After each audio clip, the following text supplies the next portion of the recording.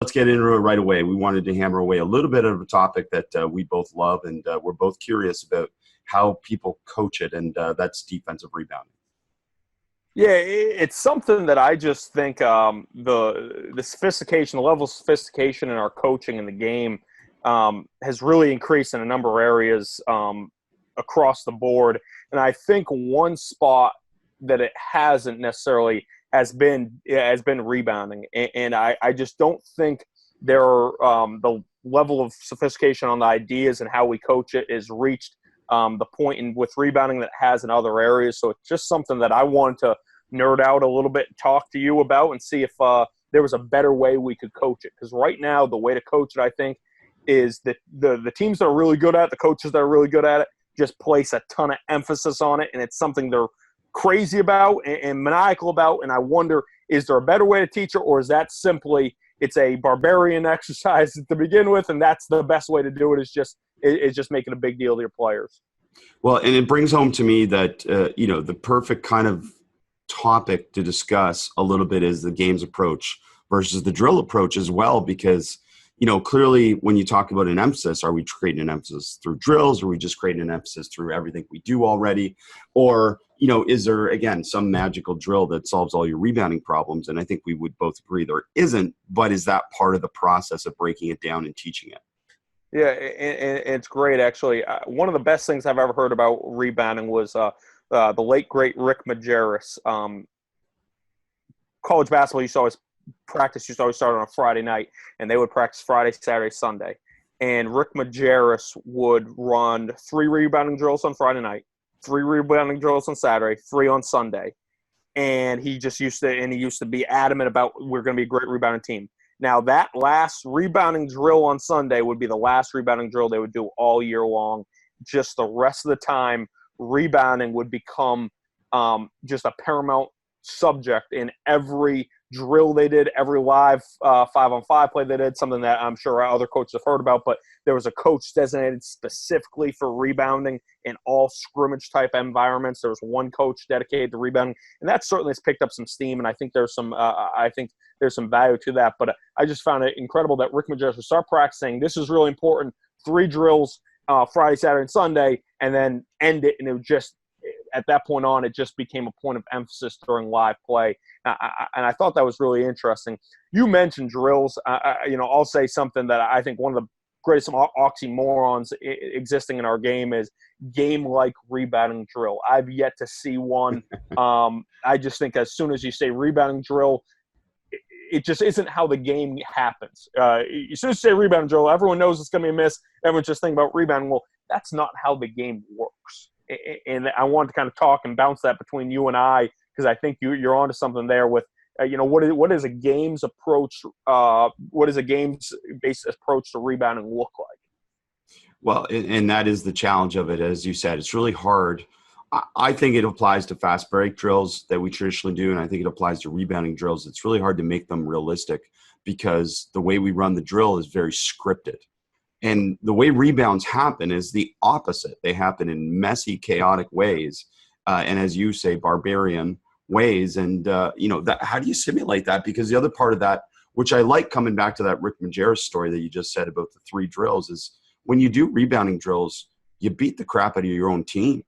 And that's another part in this era of really being concerned about work to rest ratios and different things like that, is that, like, to do a rebounding drill after the first few practices does have more of a negative impact on your team in some ways than any other drill you could possibly have.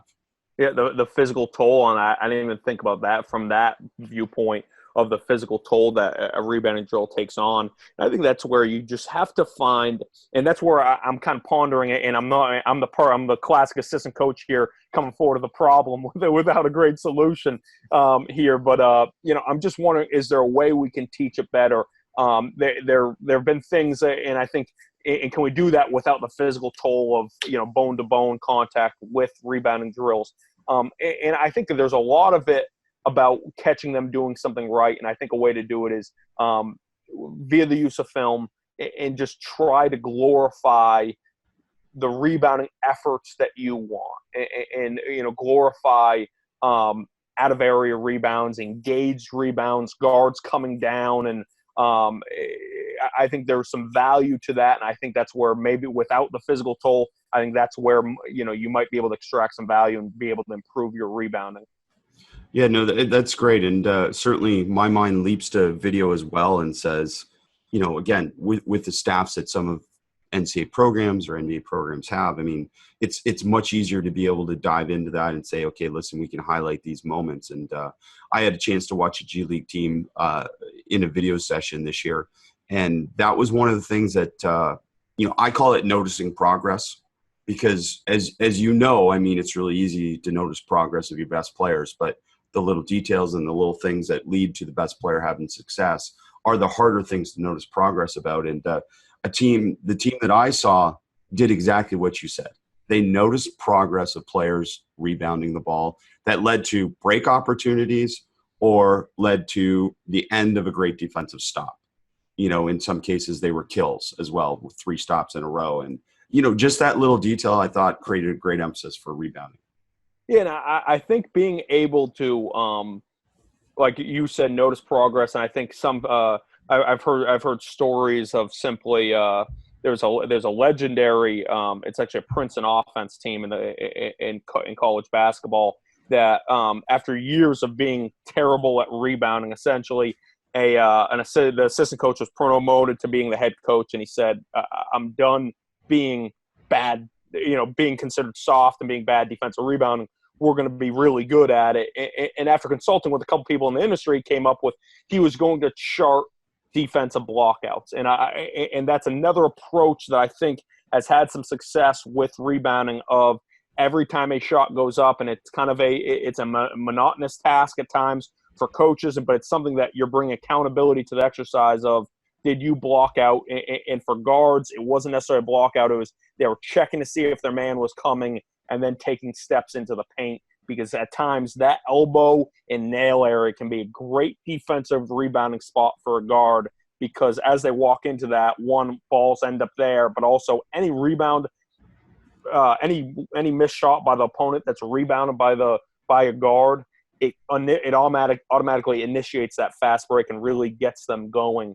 And so for them, for the team, it was, did the bigs block out? If the guard happened to be underneath, he was in charge of the block out. But if he was guarding a guy on the perimeter, he just needed to turn and check and then take 2 steps in the paint.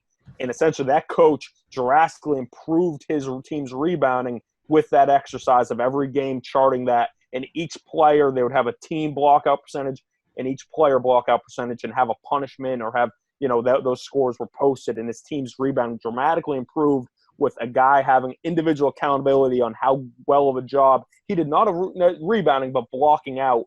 And then there was a team score as well. And I thought there was some value to that and an ability to chart progress, like you said. Well, and what a tremendous commitment to that too. And I don't think I want that job, but if you have the resources, it's an incredible thing to be able to do that. And, the one thing I come back to, and I ask you this, is if we emphasize the block out so much, are we de-emphasizing just go get the ball?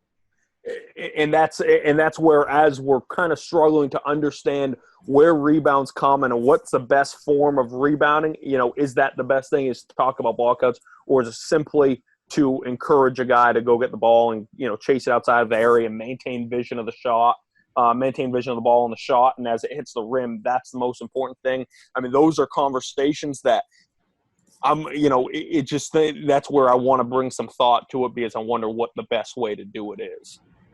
Well, and traditionally we've taught, on the perimeter that you tee up to rebound, defensive rebound. You don't turn your back to a perimeter rebounder, offensive rebounder. You tee up so you can put shoulder to chest relationship is what I call a tee up, so that you can see both. And then also you have some leverage if someone runs in. And then at the rim, traditionally I've taught a butt box out, which is more traditional because you can get low and you can dig in and push someone away from the rim. But I've also had players where they've just been so good at that technique that they just have never rebounded outside their area. And I've said to many of them is just like, okay, let's forget about the box out. Just go get the ball. And again, I don't know how much quantitative data I have to support it, But in my qualitative experience, they seem to be better rebounders when they just go get it. But I don't think you can have a whole team of just go get it. There has to be a balance of box out and go get it. And I agree with you. And that pursuit of the ball is so important. It's the most important one, but it can't just be 4 guys, like you're saying, your whole team flying at the rebound, and no one balking out. And I think they're, finding that harmony of certain guys being block out guys. But then again, what is the quantitative evidence for a guy to go get, you're a go guy and you're just going to get it while everyone else is blocking out. That's what's hard. But I think the most important thing is, if you have a guy that's good at it, I would work like hell to not screw him up, because if he's able to have that nose for the ball and being able to go get it, maybe going in to get it outside of his area, I think that's where you recognize that and give him some leeway. And I think so much, and I know I sound like a typical American college coach talking about, but I think a lot of it gets back to recruiting. That some of those guys just have a nose for the basketball and just can go get it. And you want those guys on your side, and you want to make sure they're suiting up for you. Well, and these are great things for all coaches to consider, because, again, it comes back to, especially if we're talking about the high school level, the AU, the youth level, is you have minimal time to get your team ready to play. So, what are you going to teach when it comes to rebounding, and are you going to invest a tremendous amount of your practice time in something like rebounding drills that potentially don't have any transfer to the game? And that's where I come back to what you said, probably maybe on track, is that, like, okay, you can't chart it. You don't have all that ability to do it. Even video, you don't have that ability to isolate every rebound and say, great job. But let's start with a few drills that emphasize it. But after that, it's got to be within the day-to-day, everything you do. And you have to, that, and I think at the end of the day, that's what coaching is these drills are really, fancy drills are nice and it'll look good. But I think at the end of the day, coaching is the ability to observe, and the ability during 5-on-5 play to be able to extract details and extract teaching points and 5-on-5, and to bring it back to central themes and central points of emphasis. That's what coaching is to really closely watch and see stuff. And that's where I think that's what rebounding is. And that's what you're talking about within 5-on-5 play, be able to, talk and closely watch and pick out coaching points and teaching points. That's coaching. And it doesn't sound sexy. It's not fancy, but that is coaching. Yeah, no, that's a great point. And, Coach, you said nail rebounding. And this is something that through, and maybe the same for you, from being in the NBA, a little bit at practices or talking to NBA coaches, this is where that point was driven home to me, the importance of nail rebounding and really sending your outlet as a point guard or a guard that can go to that nail area. Because the chart that was sent to me was basically that, so let's say 10,000 shots are shot in the nail area, and an absurdly high percentage of rebounds, regardless of where the shot is taken, end up in the nail area. And the nail area, so coaches know, is kind of, just the dotted circle at the top of the key or somewhere in that, area there. Now, Chris, we're in dangerous territory right here, losing some of our listeners but you and I are nerdy enough that we have looked at those charts, and over thousands and thousands of shots, there is a consistent theme that runs out, that shots taken, particularly in the above the break, come through the elbows at a very highly rate. And so without, losing that, part of our audience, that is a spot you want to get bodies to. And again, there is that extra carrot on top that oftentimes, if you're sending a guard there, now they're collecting a rebound and they're pushing up the court. I first heard that philosophy through Pete Newell was very innovative in a lot of his rebounding philosophies, and there are things that have stayed in the game. There's also things that have been forgotten a little bit, and especially on the offensive side, and I'd like to get into that a little bit. But essentially, he talked about positional rebounding, where every time a shot went up, he wanted to fill certain spots on the floor, and one of those was that nail area. Byron Scott with the Nets really pushed that forward with Jason Kidd, and that, Jason Kidd was such a phenomenal rebounder, and he was also a guy that if he got a rebound, he could really push the break. there's a guy like Terry Rozier who's incredible with the Celtics at that. And I put a little edit together. Lonzo Ball was another guy at UCLA that was fantastic at it. I put a little edit with one of our guards this past year of Terry Rozier doing it. And I just, I encourage them to watch it a couple times and just try to put it into play. And it was very interesting to see the leap he made with simply that attention, that detail. And he really, in conference play, averaged about 5.5 rebounds a game, led our team in rebounding. And he was really able to collect those by getting to the nail. And then, once he did, it really initiated our break pretty well. That's pretty cool because we had a point guard that led us in rebounding too this past year, and same reason. And the legendary Bobby Hurley would always talk about, and he would even take it a step further, where he'd encourage his bigs to hold blockouts, and he would. And this is Bob Hurley at St. Anthony, Bobby Hurley's dad, but he would encourage his point guard, "Hey, your man's not going to the glass. You should be going in and flying. Our point guard should be leading our team in defense rebounds every year." And so as everyone else on their box outs, you have no box out responsibility. You should just be going and flying and grabbing it off the rim and pushing the break. And that was a different approach to rebounding, but I thought it was a really interesting one I wanted to share. No, and again, Coach, I mean, this is relevant for all because, again, tradition and, the historical way we teach outlets is get wide to the wing, right? That's the historical way we teach it. And this data and this evidence going back to Pete Newell suggests that we shouldn't be teaching outlets to the wing. We should be teaching outlets down the middle.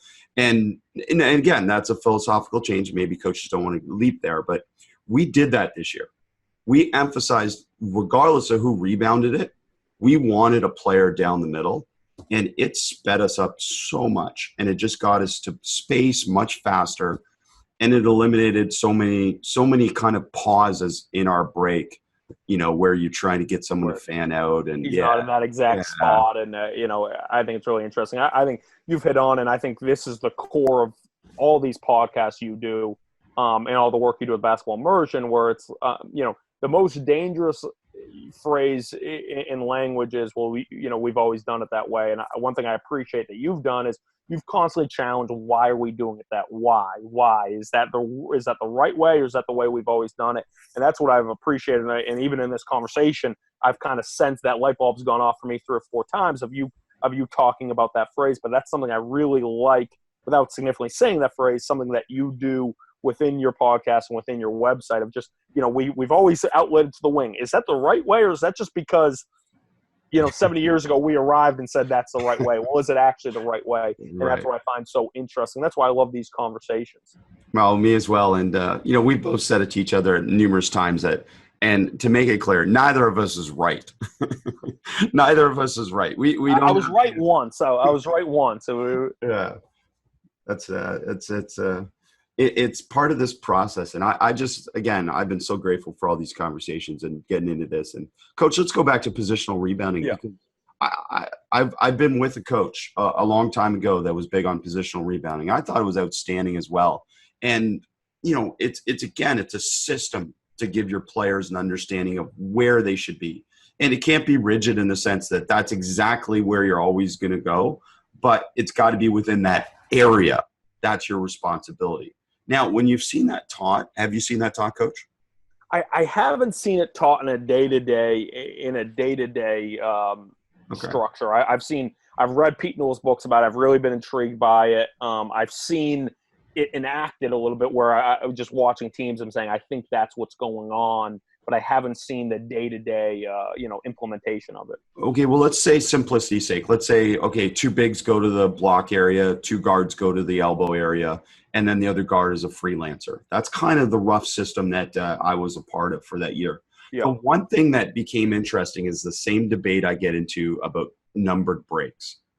Does the one player have to go to that exact same spot all the time, or do they get to eventually change sides? If they're on one side, they're going to go to that side and that side. And the coach I worked with was very adamant that they had to go to the exact spot all the time, because then he knew he'd have coverage on that spot. And as you can imagine, that created a great inflexibility in terms of someone just go get the ball. Not knowing that coach, not saying he's wrong. I view that as a little too rigid. I view that as just understanding the spots that we want to fill on a missed shot. And that was, Pete Newell wasn't nearly as rigid as that, but essentially it was, where do we want to get to when a shot's taken? The one everyone knows is the weak side. And, and we underestimate just how many of those go to the weak side, particularly a three-pointer shot from the wing area. I mean, it is going to that weak side, and we should tie in, Mike Dunlap has been innovative. We're talking about flooding the weak side and really trying to get more bodies to that weak side, both offensively and defensively. But just, I think it's more about getting to spots that we want to fill on a missed shot. And then it's important to note too that a lot of what Newell was talking about with this positional rebounding, particularly, was also with offensive rebound.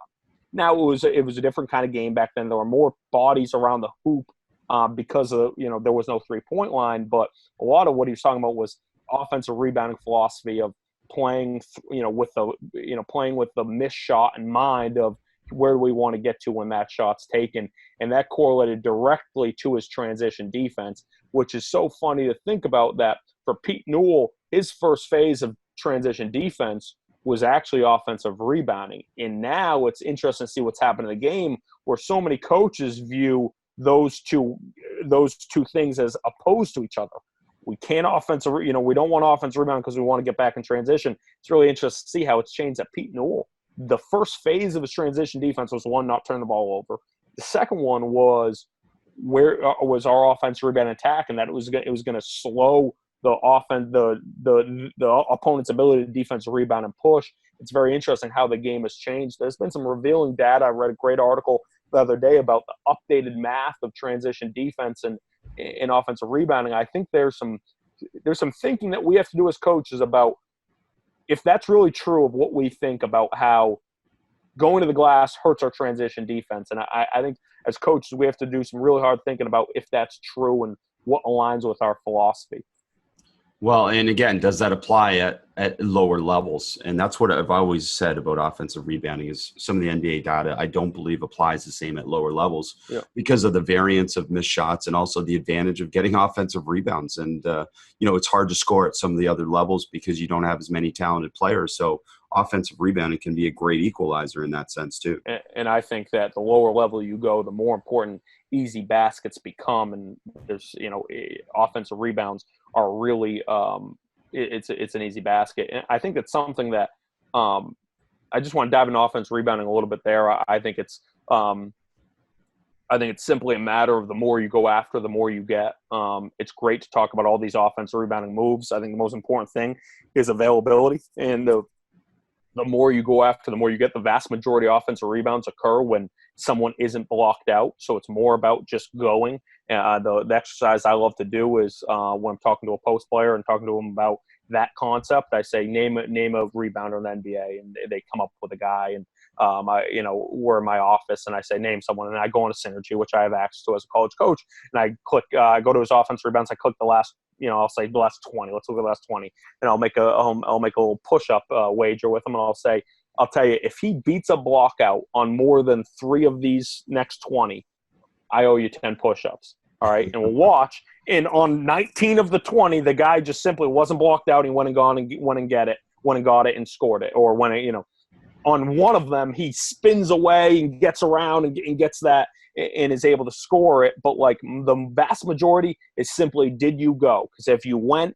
that puts you in a position to get an offensive rebound. And I think that's where, as coaches, I think there are some things that we can do to generate easy baskets schematically. And I think one of them is our offensive rebounding philosophy. What are we doing? How many guys are we sending? And then also, what are we teaching with that? It's amazing when I go to practices at all levels, how much back to the basket work the third best post player on a team gets. And he's getting rep after rep of low post moves. And there's an element, hey, you want to grow that person, you want to develop those skills. But if you pause and think for a second, how many post-up opportunities is that kind of guy going to get all year? And then think for a second, how many offensive rebounding opportunities is that guy going to get? So for that, maybe you do throw it into first post player. And I'm not saying, hey, don't work on back-to-the-basket moves. I'm just saying, is what you're working on with your roster correlate to their role within the team and what's going to happen a lot in the games? Because as Pete Krill said, work on the things that happen a lot. I know I went about a million different directions with that offensive rebounding idea, but Chris, take that wherever you want it. Well, the first way I'll take it is that I believe the off season is selfish time for players' development, and in season is about team success. So with that player, I think you could find that balance, and I think you're totally on the right track. It's like not every player is the same, and not every player has the same role. So within team practices, we shouldn't be grouping them according to, posts and guards. We should be grouping them according to role to a certain extent. And, certainly at different levels, it's easier to do that with staffs and whatnot. But if you send a number, let's say against certain teams, we want to send 4 to the boards. We've traditionally tried to send 4 to the boards. Whether we do or not get 4 to the boards, it's more about emphasis within our program to say we want to be an aggressive team. We think we're good enough to get back. And also we've assessed that most teams in our league don't run.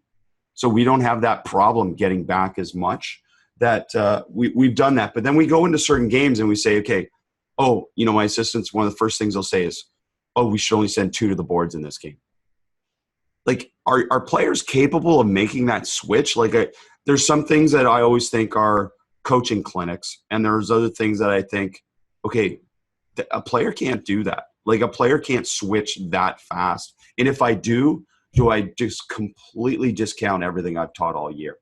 It's a really interesting question. It's something that I always want to ask some of our players, and I will ask them at the end of the year. I'll ask them about certain things we've done scouting wise, and I'm saying, hey, does that work? Like, when we say that, we'll talk about a guy. One thing in scouting I'll hear a lot of guys say is, hey, make him finish at the rim, don't foul. And I asked our guys, I was like, hey, like, when we say that, like, what do you hear? Does that help you at all? And a guy said, no, like, my goal was never foul a guy. Like, I kind of always, like, I never knew what that meant. And so, it was good. Those are good conversations to have. I think there's a theory of a guy is a go guy or a get back guy. And I think it's really hard to change him from one game to the next. And I think the best way to do it is simply he has a role, and maybe at times your team, depending on who's on the floor, your offensive rebound philosophy can shift. If you have if you have a guy who's a tremendous athlete at the 2 and he's a go guy, maybe there's only one guy getting back. That's something you have to think about. Maybe it's just your point guard getting back because the other 4 are going, or maybe you're playing a 3-man who doesn't go, and now you have 3 guys getting back, only 2 guys going to glass. I think it should, just dialing back a little bit, it's also really hard with what's going on offensively right now and how spread teams are playing. It's really hard to do both. It's really hard to play 4 at one end and play with great spacing in perimeter shooting and get guys on the glass, because that 4-man, like I was just about to say, hey, your 4 and 5 should always go, and your 3, if he's in an opportunity to go, he should go. But like, our 4-man plays as much on the perimeter as our 2 and our 3. So should he be going? That's where I struggle at times with adapting offensive rebounding philosophy. I think it's more not about transition defense, because I think at the end of the day, your transition defense is about the guys that aren't going sprinting back and building a wall and getting back. Their job is different than the guys going to the glass. So I think the thing I'm struggling with is, how does our offensive rebounding philosophy shift to how spread we're playing and how we're 4 at one end, and that second rebounder, that 4-man, he's nowhere near the rim oftentimes. Yeah, and you're right. Like, I mean, and potentially, obviously, your transition defense is better if your 4 is back anyways, because then you're bigger at the rim and building that wall with more size. So, a lot is changing, and the perimeter rebounding. But again, like, the spacing on offense does create a bigger advantage to offensive rebound. Yeah, because it's much harder to block out space than it is no space, and that's another question I think coaches are going to have to figure out. And again, we know the NBA level, generally they're going to get back. That seems like what it is. Yeah, and I think at times I think that might be the best way to talk about it, is just your positioning on the court when that shot goes up. Mm-hmm. I think if you're on the strong side outside the 3, I think by position, maybe you're saying, hey, to your 3, 4s and 5s, at any time if you're on the weak side below the break, you're going to the rim. If you're above the break, hey, we're getting back. If we're on the strong side, we're getting back. And I think that might be the best way to do it. But I do think that finding a way to hold them accountable for the effort when they do go, and did you go or did you not go, I think there's some value to that. And I think that's where you can really find some easy baskets. Well, and based on those offensive stats we talked about the nail, should we be sending an offensive rebounder to the nail? Should we not try to send someone to the rim? And that's a good point. And I think I want to make one more note about offensive rebounding. Yep. Is I swear, I know shot selection is a hot topic for you, but I swear some of the worst shots in the game are taken following offensive rebounds. That there's rebounders think that they have this innate right to shoot the ball no matter what circumstance they're in. If they just got an offensive rebounding, they just find a way to shoot it. And I just think that there's that's not the way to do it. And I think Jay Wright at Villanova does something great that his rule at Villanova is on any offensive rebound that if you can go up and dunk it, you go up and dunk it. But anything else is kicked out, and they try to kick it out, swing, and quickly get it to the weak side.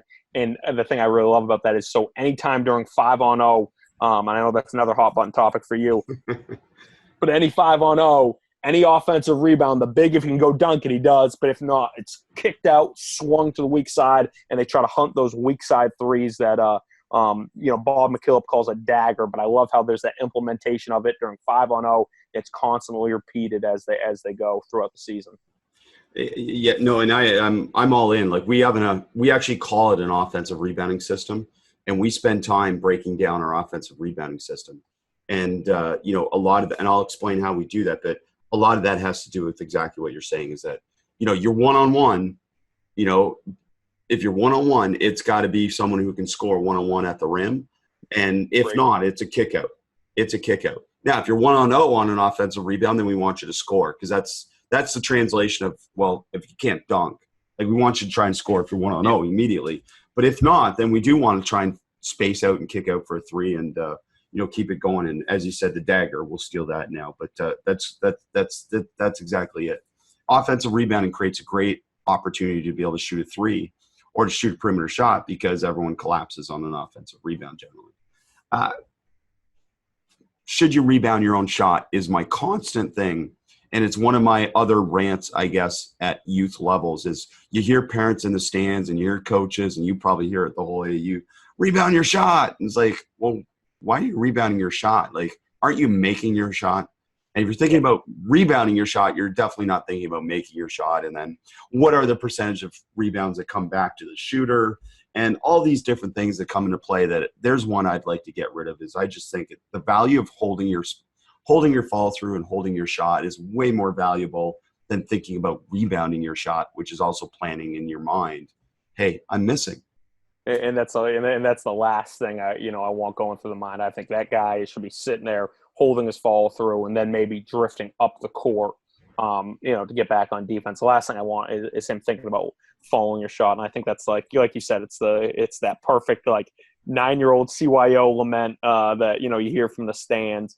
There is some value in it's not, the most institutionalized data, but I have seen I've seen some things that about the percentage of shots rebounded that are taken in the paint by the guy that missed them. And I do think there's a value for some of your particular post players on one-on-one back to the basket moves, that he has an idea of where when that ball comes off his hand, where that shot might be going. And there's some, again, it almost goes back to our earlier point about that's an innate thing that you just let a guy go, but there's some guys that just with a knack for rebounding their own miss around the rim. And I think if you can maybe introduce that topic with your post player, and then just see if he has that nose for it. Maybe he does, maybe he doesn't. Well, that's great. And because that definitely is different than what I'm saying. Correct. At the rim, I totally agree that there's advantage to that. And, you say second jumps or whatever it is, but there's an advantage certainly for certain players. But again, is that something we should be spending time teaching? And that's what I come back to with everything that we're talking about right now, is that you have a finite amount of time as a coach, and you have to decide, what are you going to teach and what are you going to spend time on? If I'm spending all this time on rebounding drills, it's taking away from other things, and we're not getting good at other things that maybe have more of an impact on the game. Again, not to discount rebounding as an impact on the game. So, coach, how we'll do it, we don't do a pure rebounding drill, but what we'll do is we'll do something called closeout rebounding, which is say we have 4 players on the perimeter, 1 player at the rim. The defense will start basically under the rim. This is the first of, say, 3 possessions up and down the court. After that, we're live. But a coach will throw it into 1 player.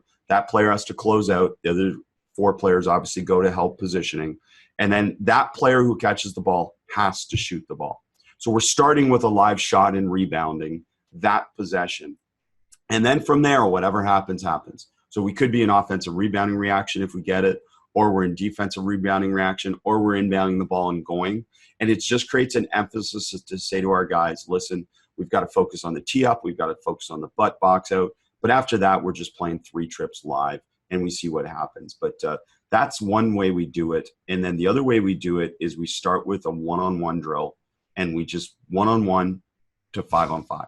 And I'm big on that in general, but you do all these one-on-one box out drills. Like you're saying, if Coach Majerus did a one-on-one box out drill, it's like, okay, after that, just start your 5-on-5 from that one-on-one box out drill. So say I self-toss it off the rebound. The offensive rebounder gets it at the rim. The defensive rebounder now is in a wall-up position. So it's one-on-one at the basket. And now we're working offensive rebounding reaction versus one-on-one reaction in the post. So we're working on that dagger versus try and score at the rim. So that's a one-on-one drill. Self-toss, play one-on-one, on the rebound. Well, now we're just playing 5-on-5 out of that. So those are the 2 ways we do it. I don't know if you have any thoughts on that. Yeah, I know, and I like those, and I think finding to follow along with your games-based approach. Very a coaching mentor of mine.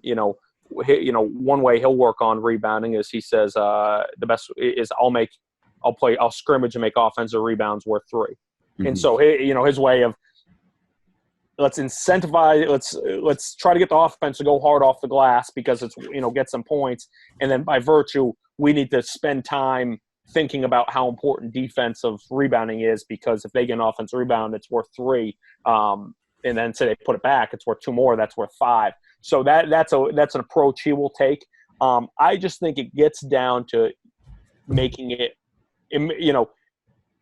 how do you make it really important? How do you build up a system where you can watch it as the game goes down? I spoke to an assistant coach this weekend, and he talked about and as we're on the phone, I pulled up his Ken Pomeroy numbers, and I was shocked to see just how elite of a rebounding team they were. And I essentially at one point the conversation drifted that I said, you guys were just elite rebounding. He goes, we were good. I'm not saying we're elite. And I said, oh, no, you're wrong. I mean, you guys, in the last 4 years, you led the country rebounding twice. You were second once, and you were fourth once.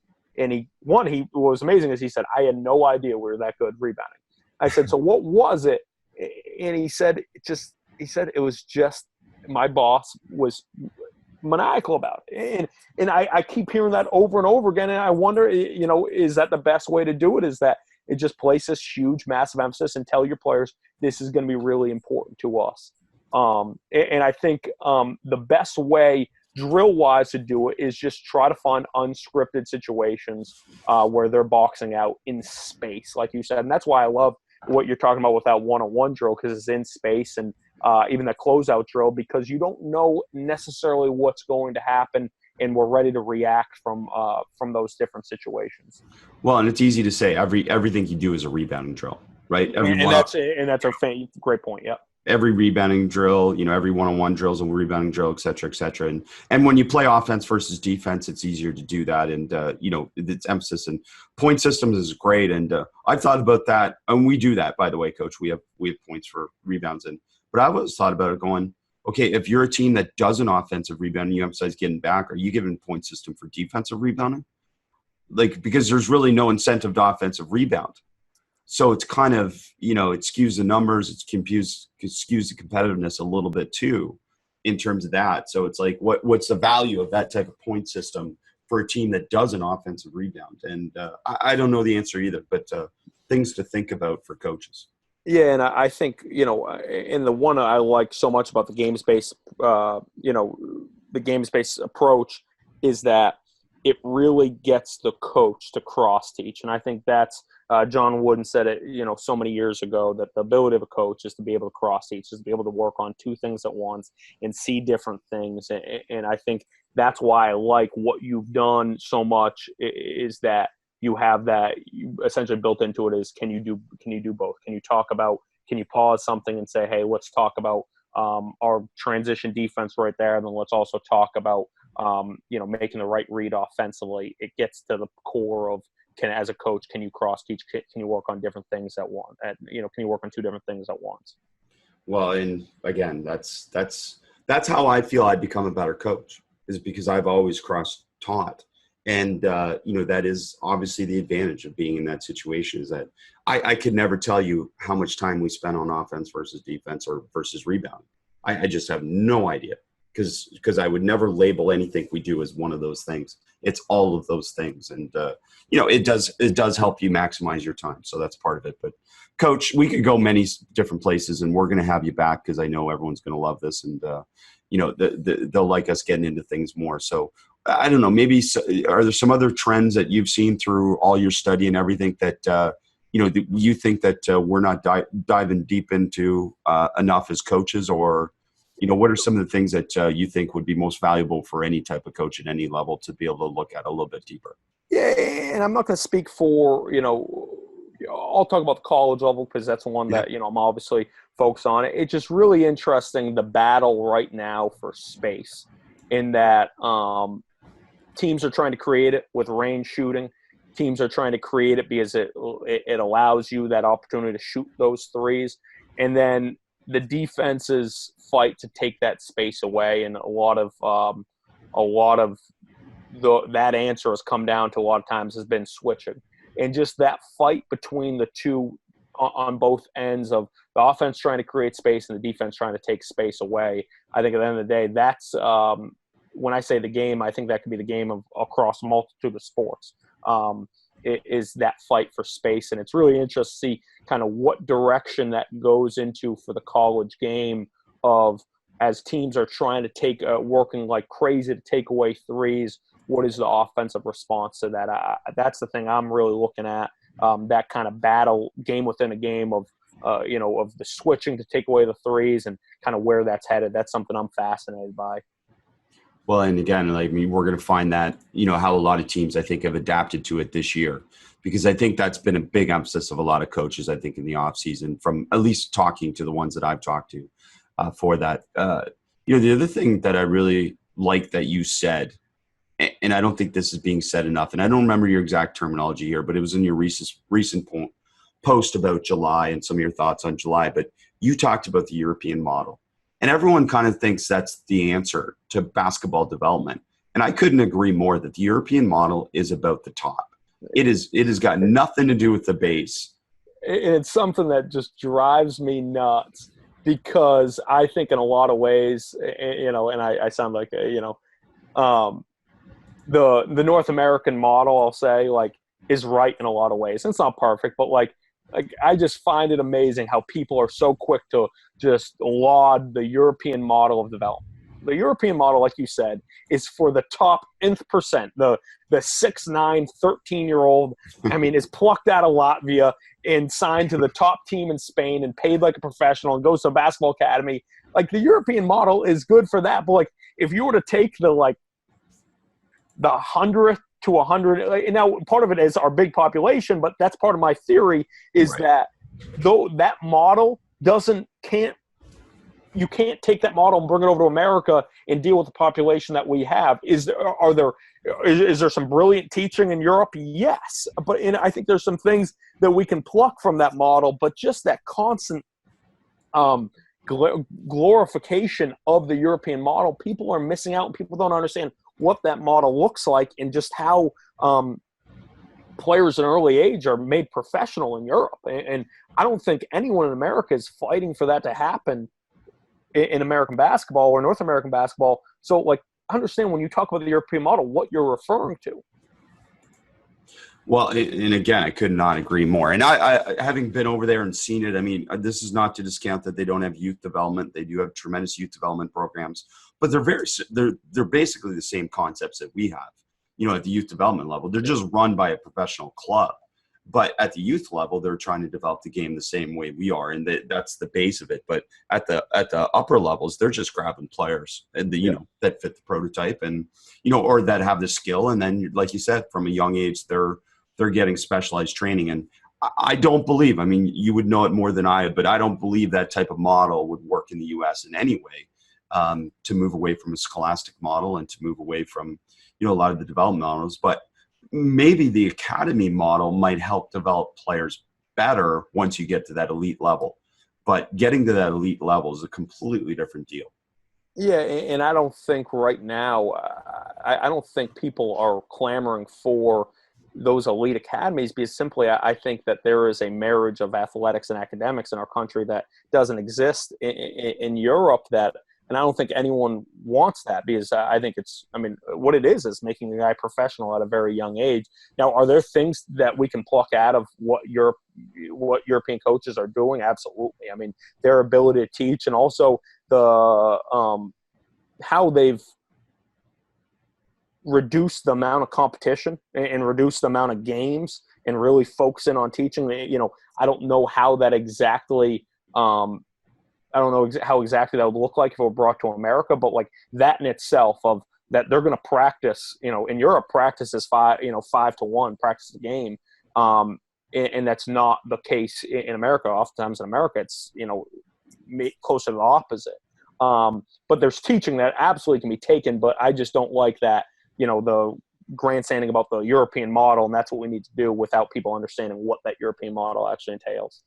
Well, not being American, I can say this to you, is that we would like the American model. At the end of the day, I mean, come on. I mean, you guys produce the best players in the world for a reason. And, whether it's flawed at some points of that, well, of course. I mean, all models are flawed to a certain extent. And can we do better? Absolutely. We can do better in a lot of ways. But at the top level, you're producing the best players in the world. And, there's got to be value to that at the end of the day as well. So, Canadian basketball would be a lot better if we had that base of players to draw from, which is really, again, the strength of the whole system you guys have, is that how many basketball players are there at the youth level?